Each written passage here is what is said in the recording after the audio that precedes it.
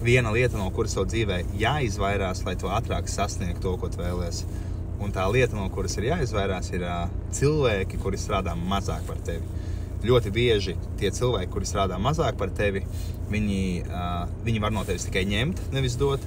Viņi tev bieži vien liek justies labi, tāpēc, ka viņi māk ļoti labi pielīst, viņi māk radīt labu iespaidu par sevi un tādu iespaidu, ka viņi arī smagi strādā.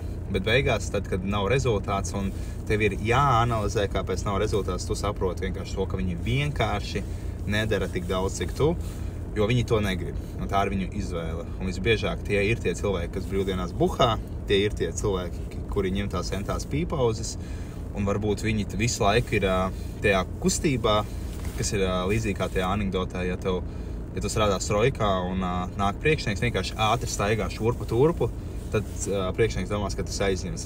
Un tie ir tie cilvēki, kas to anekdoti arī dzīvē izpilda. Viņi it kā dara, it kā strādā, bet viņi vienkārši nedara grūtos darbus, viņi izvēlās darīt vieglos darbus, un viņi cenšas tev pielīst, viņi vairāk velta enerģiju, lai tu par viņiem domātu labāk, nevis, lai tev būtu labāk.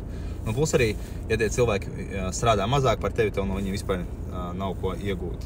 Tāpēc tās ir priekšlikums, ja tu vēlies sasniegt ātrāk, vairāk, ātrāk nonākt līdz savam mērķim, vienkārši izslēdz tos cilvēkus no dzīves. Ja tev ir uzņēmums, tu vadi uzņēmumu, atrodi tos darbiniekus, atlaidi viņus. Ja tev ir komanda, tu vadi komandu, atrodi tos komandas biedrus, atlaidi viņus un tā kaut kā. Un ja arī tev ir draugi, kas tevi vienkārši velk uz leju, kas tev nedod nekādu vērtību, arī atrodies no tiem draugiem. Cerams, ka bija noderīgi. Čau!